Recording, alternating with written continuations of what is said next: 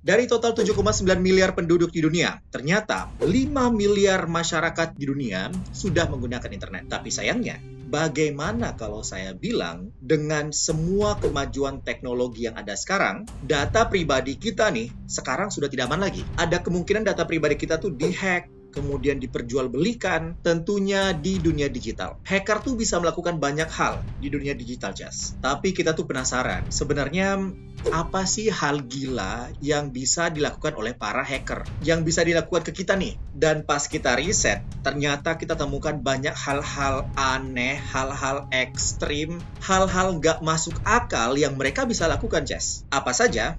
Simak videonya sampai selesai.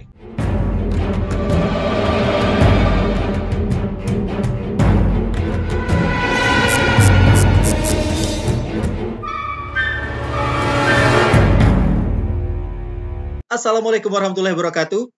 Hai Cesku, saya Anzar Ahmad.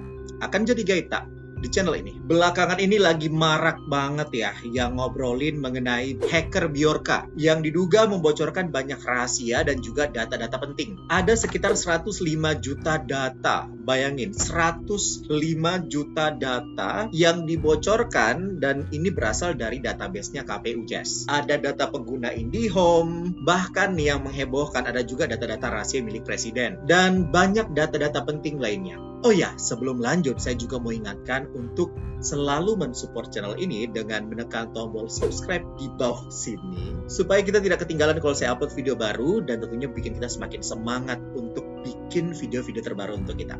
Oke, lanjut. Di video ini, Jess, kita nggak akan bahas spesifik mengenai hacker Bjorka, tapi saya dan tim itu penasaran dan coba cari tahu sebenarnya bagaimana sih cara kerja mereka. Kita juga pengen cari tahu sebenarnya apa hal-hal terburuk, hal-hal terekstrim yang sebenarnya hacker tuh bisa lakuin. Dan yang paling penting juga, gimana sih sebenarnya upaya pencegahan yang bisa kita lakukan supaya kita nggak kena hack. Kalau begitu, tanpa lama-lama lagi, udah siap? Kita mainkan nih. Kita semua sama-sama tahu ya, kalau dengan adanya upaya peretasan, hacker ini bisa ngambil data-data pribadi kita, data-data pribadi perusahaan, data-data penting lainnya yang diambil secara digital, Jess. Misalnya apa? Misalnya data tempat tinggal, data kependudukan, foto-foto atau video pribadinya kita, dokumen penting, bahkan password kita di media sosial atau password kita secara finansial juga bisa mereka ketahui, Jess. Percaya atau tidak, Jess, kalau password kita ini kan sebenarnya sudah ada di media sosial, sudah ada di finansialnya kita, sudah ada di website tertentu. Kalau kita login, kita masukin password kan. Dan ternyata hacker tuh bisa cari tahu passwordnya kita untuk bisa login ke media sosialnya kita, bahkan ke akun finansialnya kita. Bisa retas Instagram kita, TikTok, Twitter, Facebook, website, mobile banking, dan lain-lain. Yes, ada kemungkinan hal seperti itu bisa terjadi, Jess. Anzar, hal itu juga saya sudah ketahui. Udah sering kan kejadian di media sosial? Yes, tapi tahan dulu, Jess. Itu bukanlah hal tergila yang bisa dilakukan oleh hacker kepada kita. Ada banyak hal-hal gila, hal-hal nggak masuk akal yang mereka bisa lakuin. Nanti pindah kita bahas. Karena sekarang kita akan cari tahu dulu sebenarnya seperti apa sih cara kerja mereka. Dan bagaimana cara mereka itu meretas data pribadi kita masuk ke website atau akun media sosialnya kita. Kita sudah baca banyak sekali artikel untuk cari tahu cara kerja mereka. Dan di video ini kita nggak akan bahas detail. Hanya untuk tahu gambaran secara general. Dan kalau kita mau saya bahas lebih detail, silahkan request di kolom komentar di bawah. Nah, Jess, oke, bagaimana sih tahapan-tahapan dari hacker meretas akun pribadi seseorang? Jadi tahapan pertama, Jess, hacker ini akan mengumpulkan informasi yang sebanyak-banyaknya mengenai korbannya, mengenai targetnya, dan happy-nya mereka karena banyak data-data pribadi yang sudah ada secara digital, secara online, dapat mereka akses dengan mudah. Mereka tinggal masuk ke akun media sosialnya kita, websitenya kita, akhirnya cari tahu deh kayak nama, alamat, nomor telepon, tempat tanggal lahir, kebiasaannya kita, lokasi terkininya kita, kebiasaannya kita, bahkan teman-teman, sahabat, pasangan. Bahkan pernah viral juga orang-orang pada ngepost tuh buku tabungannya di media sosial. Pokoknya ada banyak data-data pribadi yang gampang banget mereka akses. Anzar, kalau saya nge-log akun media sosial gimana gimana? Mereka bisa berpura-pura menjadi orang lain, request menjadi teman, kita accept, kita terima. Akhirnya menjadi teman, dan mereka juga bisa mendapatkan data-data pribadi kita. Anzar, mereka kan cuma dapat data-data general, dan belum tentu kan bisa masuk ke akun media sosialnya kita. Yap, betul. Tetapi sebenarnya, Ces, ini adalah hanya permulaan untuk mereka bisa masuk dan meretas akun media sosial, meretas device-nya kita, website-nya kita, atau bahkan data-data pribadi kita. Dan ini yang akan bawa kita ke tahap yang kedua. Di tahap ini, Ces, mereka itu akan melakukan eksploitasi, dan ini adalah tahap paling penting dan menjadi gerbang buat mereka untuk maju ke tahap selanjutnya. Karena di tahap ini, Ces, para hacker tuh udah melakukan banyak hal untuk bisa coba masuk ke data-data pribadinya kita, ke smartphone-nya kita, ke komputernya kita, ke website-nya kita. Mereka berusaha membobol keamanannya kita. Salah satu caranya dengan teknik phishing. Ini adalah teknik yang bertujuan untuk mencuri data, Ces. Bisa berupa data pribadi tak, data perusahaan tak, data kredensial, bahkan data-data keuangan. Lewat apa? Lewat file, lewat website palsu yang di dalamnya berisi virus Trojan yang dikirim oleh hacker kepada kita. Tahu nggak, Ces? Di tahun 2020 lalu, kasus cybercrime itu meningkat sangat drastis dan meningkat sampai sekitar 600%. Ini angka yang sangat-sangat gede. Dan tahu nggak, salah satu penyebabnya itu karena adanya virus Trojan. Saking berbahayanya ini virus. Jadi Trojan ini, Ces, semacam malware yang bisa mengakses data pribadinya kita. Oke, cara kerjanya seperti apa? Pertama-tama, Ces, hacker tuh bakal mengirimkan pancingan ke targetnya berupa file, link tertentu, software, dan lain-lain. Kalau tidak jeli, targetnya itu akan ngeklik file yang sudah dia terima, dan akhirnya Trojan itu bisa aktif di dalam device dari targetnya. Setelah itu apa yang terjadi? Setelah Trojan itu aktif, info akan dikirimkan ke hacker dari device atau website. Dan akhirnya hacker tuh bisa kendalikan device-nya kita untuk melakukan tindakan kriminal. Yes, Trojan tuh bisa kejadian kalau ada bantuan dari korbannya, dari targetnya. Hanya dengan satu klik. Gampangnya kalau kita nggak klik, Trojan nggak bisa masuk ke device-nya kita. Tapi kalau kita berhasil ngeklik, disinilah akan terjadi yang namanya breaches. Yes, para hacker tuh sebutnya sebagai breaches, yes. Apa itu breaches? Jadi breaches ini adalah informasi data yang tidak disengaja bocor ke dunia maya, Ces, di mana data-data rahasia pemerintah dan perusahaan-perusahaan besar juga banyak yang mengalami kebocoran data seperti kayak data nama, email, nomor telepon, tanggal lahir, password, dan data-data lainnya. Contohnya, banyak perusahaan-perusahaan besar yang ngalamin ini, Ces. Ada Yahoo, Ces, yang ngalamin kebocoran data yang tidak tanggung-tanggung mencapai 3 miliar data. Banyak banget. Ada Microsoft kebocoran 30.000 data. Ada The First American Corporation yang datanya bocor mencapai 885 juta data. Facebook juga nggak ketinggalan, Ces. Ada 530 juta data yang bocor. LinkedIn nggak lolos juga. Ada sekitar 700 juta data yang pernah bocor. Bahkan baru-baru ini, yang lagi heboh sekarang ini, ada ratusan juta data nomor ponsel masyarakat di Indonesia yang diduga bocor karena ulah hacker Bjorka, yang akhirnya data itu dijual, Ces. Dijual di dunia maya. Yes, itu teknik yang pertama. Teknik yang kedua, mereka tuh bisa bobol handphonenya kita, komputernya kita, menggunakan wifi umum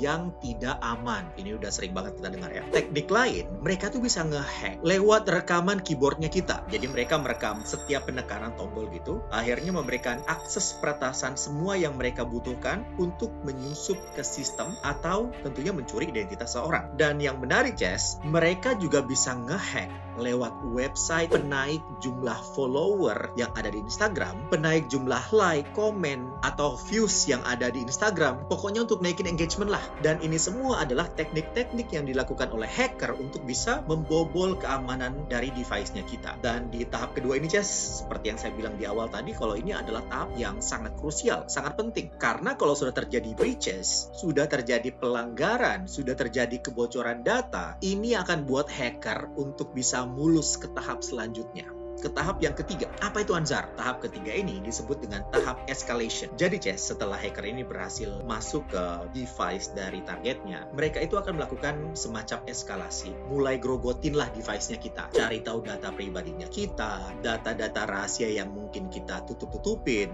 dan data-data penting lainnya. Dan setelah mereka berhasil masuk mendapatkan data-data pribadinya kita, mereka kemudian akan masuk ke tahap yang keempat. Di mana di tahap ini mereka akan menyimpan backdoor dan juga maintenance access. Apa itu backdoor? Jadi backdoor ini semacam portal rahasia gitu yang biasanya dipakai oleh hacker atau badan intelijen buat bisa dapat akses gelap ke sebuah aplikasi, ke device, ke website, dan ini yang akhirnya buat mereka bisa bebas keluar masuk dari device-nya kita. Ya karena sudah berhasil ngehack. Kalau mereka udah melewatin tahap keempat, setelah itu mereka akan masuk ke tahap yang terakhir, Ces, yaitu tahap kelima. Supaya nggak ketahuan siapa pelakunya dari aksi pembobolan itu, mereka akan bersihkan log atau melakukan clear log supaya keberadaan mereka tuh nggak diketahui oleh siapapun. Nggak bisa di-track lah, dan akhirnya kita tidak tahu siapa pelakunya. Nah, sekarang kita sudah tahu bagaimana tahapan-tahapan hacker itu bisa nge-hack, membobol, dan sekarang kita akan masuk ngobrolin mengenai apa sih hal tergila, terekstrim yang bisa mereka lakukan kepada kita atau kepada targetnya. Mungkin ya, kita sering dengar kalau hacker tuh bisa mencuri data-data pribadinya kita, bisa memperkaya dirinya mereka. Tapi Ces, ada beberapa kejadian di mana hacker itu bisa melakukan hal-hal gila dan hal-hal yang ekstrim. Apa saja itu? Oke, kita akan bahas sama-sama. Yang pertama, Ces, dia bisa menjadi seperti Thanos, yang bisa menghapus dan menghilangkan kita dari muka bumi ini hanya dengan jentikan jari. Hah? Gimana?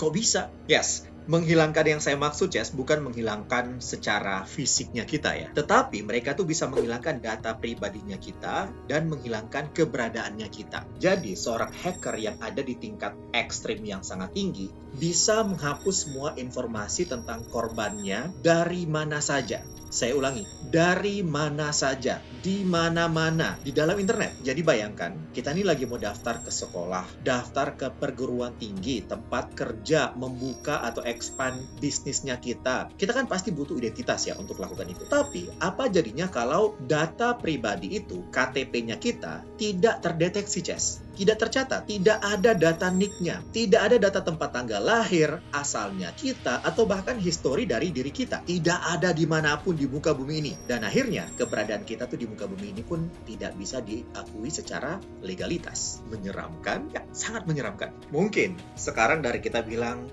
bisa aja saya bawa dokumen atau identitas pribadi saya kemana-mana. Saya akan jaga baik-baik supaya gak dicuri oleh orang lain. Tapi masalahnya, Ces, hacker itu bisa menghapus keberadaan korbannya, benar-benar completely dihapus secara digital. Dan dihapusnya di dokumen-dokumen yang ada di domain resmi dari pemerintah. Jadi, bisa bayangkan itu, Ces, kita datanya hilang dari manapun. Tapi saya pengen tahu, apa yang akan kita lakukan amit-amit kalau kita berada di dalam posisi itu. Kalau datanya itu tidak bisa diidentifikasi. Boleh komentar di bawah, Najas. Hal tergila atau terekstrim yang kedua. Hacker bisa membuka kunci elektronik kamar hotel dari kita. Yes, area privasi kamar kita yang berada di hotel juga nggak lepas dari potensi hacking. Mungkin ini terdengar cukup mainstream ya, tapi ada yang menarik, Jess. Tahu nggak, Jess? Menurut researcher dari F-Secure, temukan kalau untuk mengakses ruangan atau kamar di hotel itu hanya membutuhkan satu kartu kunci alias kunci all access. Dan sayangnya, Jess, kartu kunci itu bisa dihack oleh hacker. Jadi, teknik meretas kunci kartu kamar hotel ternyata bisa dilakukan oleh hacker tanpa memiliki kunci fisik. Di mana metode ini, Jess, pernah ditemukan di tahun 2012 lalu dan sejak saat itu sering digunakan oleh para pelaku di seluruh dunia dan mereka itu menggunakan RFID reader atau perangkat elektronik kecil untuk bisa nge-scan chip yang ada di kartu kunci kamar hotelnya kita. Gini. Saya akan jelaskan bagaimana cara kerjanya, Jess. Jadi, ketika kita check-in ke sebuah hotel, kita kan akan mendapatkan kartu akses, kartu kunci ya, yang di dalamnya itu ada RFID chipnya. Dan di dalam chip itu terdapat data dari nomor kamarnya kita. Bukan cuma akses untuk ke kamarnya kita, Jess. Tapi dengan kartu itu kan kita juga bisa dapat akses ke bangunan hotel lainnya, ke area bangunan hotel lainnya. Misalnya ke elevator, ke kolam renang, dan lain-lain. Jadi, misalnya nih, kita tinggalkan kunci kamar kita di tempat tertentu, terus hacker dapat itu, mereka bisa nge-hack kamar dalam sekejap. Dan yang mengejutkan, Jess, ditemukan kalau kunci kamar hotel bisa diduplikat hanya menggunakan aplikasi yang ada di smartphone. Segampang itu, tapi hacker bisa nge-hack tanpa dapat kunci hotel ya. I don't know.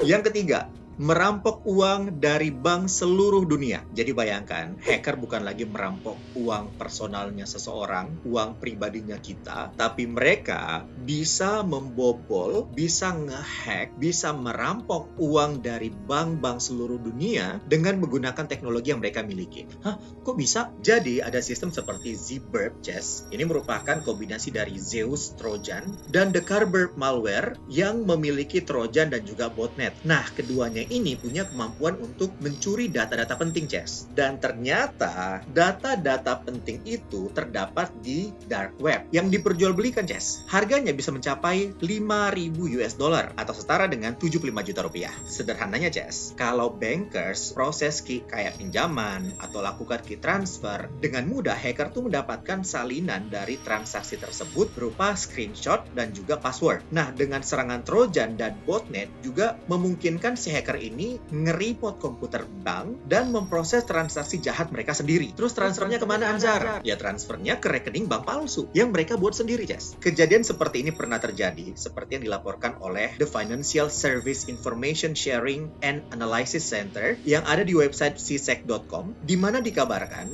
sejumlah perusahaan dan organisasi pernah alamin Jess kerugian untuk kasus seperti ini. Kerugiannya juga nggak main-main, mencapai 10 juta US dollar. Kalau dirupiahkan mencapai 150 miliar. Bayangkan 150 miliar. Itu semana tuh 150 miliar ya. Jiwa-jiwa kemiskinan kita memberontak. Itu yang ketiga, Jess. Sekarang kita masuk yang keempat. Yang keempat ini lumayan gila sih. Jadi, hal tergila keempat yang bisa dilakukan oleh hacker adalah melakukan serangan phishing CEO melalui voice deepfake AI. Apa itu, Anzar? Sabar dulu. Jadi menurut saya nih, Jess, ini salah satu hal terekstrim, hal tergila yang mereka bisa lakukan. Semacam penipuan yang mereka bisa lakukan, Jess. Mungkin kalau penipuan lewat chat, SMS, email, sudah sering kita dapatkan di mana-mana. Dan memang sudah banyak terjadi. Tapi bagaimana kalau penipuannya itu terjadi melalui telepon, Jess? Anzar, itu juga sudah sering kejadian. Yes, sudah sering kejadian, Jess. Tapi bagaimana kalau kita mendapatkan telepon dari seseorang yang suaranya kita kenal, kita ingat, tahu intonasi bicaranya, tahu aksennya, dialeknya, dan cara bicaranya tuh memang mirip dengan seseorang kita kenal, Jess. Yes, ini bisa kejadian. Jadi, Jess, di dunia hacker tuh ada yang namanya voice phishing atau deepfake AI, semacam teknik penipuan melalui telepon atau mendapatkan informasi sensitif dari korbannya. Bayangkan, ketika bos kita menelpon dan meminta melakukan sesuatu yang di luar dari kebiasaannya, misalnya seperti transfer uang atau melakukan manipulasi lainnya. Dan ternyata yang menelpon itu, Jess, bukan bosnya kita, melainkan hacker. Ini udah next level sekali sebenarnya. Jadi, kasus serangan voice phishing berbasis AI ini, Jess, pernah kejadian di tahun 2019 di UK, di Inggris. Hacker ini menggunakan perangkat lunak AI penghasil suara yang tersedia secara komersial untuk menyamar sebagai bos perusahaan Jerman yang tentunya punya perusahaan energi yang ada di UK. Kemudian hacker ini menelpon ke salah satu perusahaan, ke CEO-nya langsung yang ada di UK dan meminta untuk mengirimkan uang senilai 243.000 US dollar. Kalau dirupiahkan mencapai 3,6 miliar rupiah. Dan ini minta ditransfer ke supplier yang ada di Hungaria. Waktu itu CEO-nya tuh sama sekali tidak ada kecurigaan karena CEO-nya itu tahu kalau bosnya itu punya aksen Jerman dan si hacker menggunakan aksen Jerman persis seperti bosnya, pola bicaranya juga sama persis, seolah-olah memang bosnya yang menelpon dan sama sekali tidak menimbulkan kecurigaan, Jess. Dan akhirnya apa yang terjadi? CEO tersebut melakukan transfer ke hacker yang meminta uang itu. Gila kan? Nah, karena percobaan pertama berhasil, dilakukanlah percobaan yang kedua dan yang ketiga untuk kembali meminta uang. Dan sama, perannya masih seolah-olah dari bos minta kepada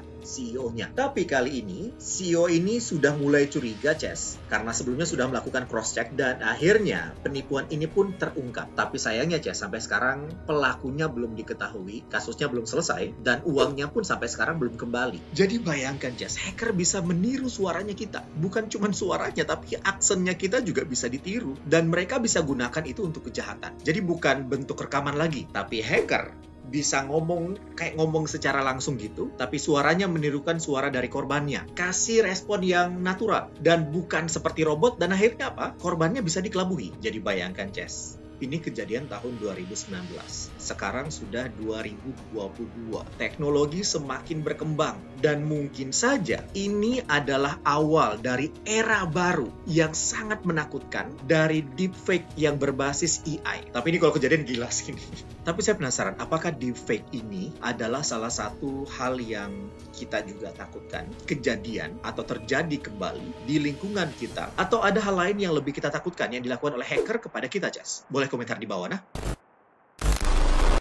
Walaupun hacker bisa meretas banyak hal melalui digital, tetapi sebenarnya ada banyak hal yang bisa kita lakukan agar data-data kita ini tidak diretas. Supaya akhirnya para hacker tuh nggak bisa mencuri datanya kita. Yang pertama, Jas, hindari pakai wifi yang tidak diketahui keamanannya. Sudah sering kita dengar, tapi kalau kita terpaksa menggunakan wifi umum, biasakan untuk aktifkan VPN, supaya semua komunikasi dari perangkat komputer yang menggunakan wifi akan terenkripsi, Jas. Yang kedua, hindari pakai aplikasi bajakan yang gampang dimasukin virus. Kita sama-sama tahu lah ya, kita pakai aplikasi bajakan ya karena memang harganya murah. Tapi kalau dampaknya lebih besar daripada itu, dan kita mengeluarkan uang lebih banyak untuk mengembalikan data-datanya kita, itu lebih berbahaya. Yang ketiga, selalu lakukan pembaruan password secara rutin, dan hindari pakai password yang sama di semua akun Jadi setiap akun itu disarankan untuk beda-beda passwordnya, Jas. Akun Gmail beda password, sosial media juga beda passwordnya, terutama akun finansialnya kita juga harus beda, dan akun-akun lainnya harus beda. Saya tahu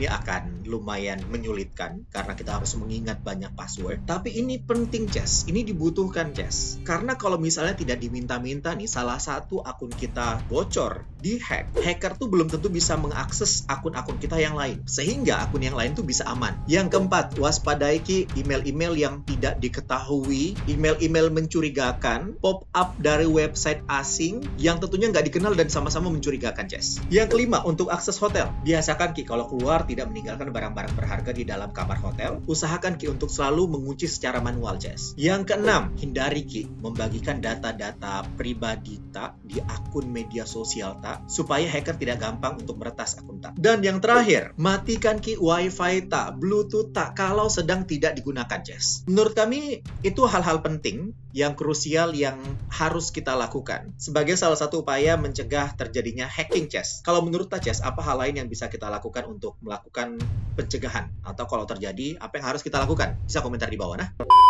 Ingat, Jas, ada yang bilang, sekarang bukan lagi waktunya ada kalimat kalau saya dihack, tapi sudah berubah menjadi kapan saya dihack. Kenapa? Karena possibility itu kemungkinan bisa terjadi, Jas. Ya, semoga tidak kejadian ya. Kita sama-sama tahu kalau internet itu membuat hidup kita semakin mudah, semakin gampang, tapi yang paling penting kita harus sama-sama cerdas menggunakan internet, Jas. Terutama keamanan data pribadi. Itu dia, Jas, video kali ini semoga bisa menjadi reminder untuk kita semua untuk tetap waspada. Kalau suka dengan video ini, jangan lupa like, komen, subscribe juga, Jas. Silahkan bagikan video ini ke teman-teman supaya bisa jadi reminder juga. Jangan lupa juga follow Instagram saya di @anzarahmad. Saya sudah tidak sabar untuk ketemu kita di video selanjutnya. Sehat-sehat selalu, Jas. Saya Anzar Ahmad. Wassalamualaikum warahmatullahi wabarakatuh. Cheerio.